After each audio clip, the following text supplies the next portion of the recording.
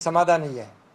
कारण शेवटी एक टीम बनून आम्ही काम केलं आणि मला याचंही समाधान आहे की त्यांनी त्यांचा मुख्यमंत्री पदाचा असलेला अनुभव गेल्या 2.5 वर्षामध्ये तोही कामी आला आणि त्यामुळे मी मनापासून त्यांना आज शुभेच्छा नाही, याच्या अगोदरच मी अगदी मन मोकळेपणाने जाहीर पत्रकार परिषद घेऊन शिवसेनेचा पाठिंबा मोदीजी आणि अमित शाह साहेब जे निर्णय घेतील त्याला शिवसेना आणि माझा पाठिंबा मी दर्शवला होता आपल्या सगळ्यांच्या समोर.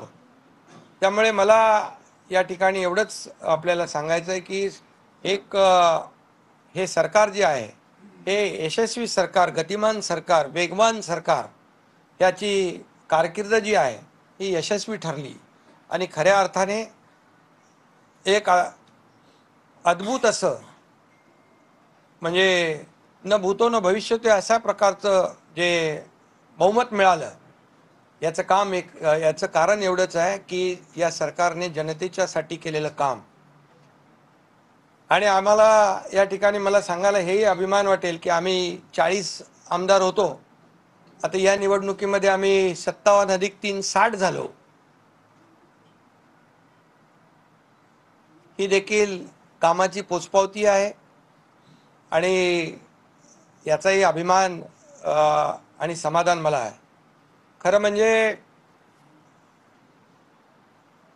खऱ्या अर्थाने आमच्यासाठी सत्ता हे साध्य नसून आमच्या मते जनतेसाठी जनसेवेचं साधन आहे. सत्ता हे जनसेवेचं साधन आहे. अशा प्रकारचं काम आम्ही केलं. कारण मला काय मिळालं यापेक्षा महाराष्ट्रातल्या जनतेला काय मिळणार, काय मिळालं, पुढे काय मिळणार, ही भावना मनामध्ये ठेवून आम्ही काम केलं आणि ही भावना मनामध्ये ठेवून आम्ही सरकार देखील स्थापन केलं. जनतेचं सरकार जनतेसाठी. आणि म्हणून मला या ठिकाणी आपल्याला सांगायला समाधान वाटेल की गेल्या 2.5 वर्षाची कारकीर्द जी आहे ही अतिशय यशस्वी कारकीर्द झाली आमची. आणि मी मुख्यमंत्री म्हणून मी नेहमी सीएम म्हणजे कॉमन मॅन समजायचो आणि त्याप्रमाणेच मी काम केलं. मी कार्यकर्ता म्हणूनच काम केलं आणि यापुढे देखील मी आपल्याला सांगतो कार्यकर्ता म्हणूनच मी काम करणार. पदापेक्षा कामाला मी जास्त महत्त्व दिलं.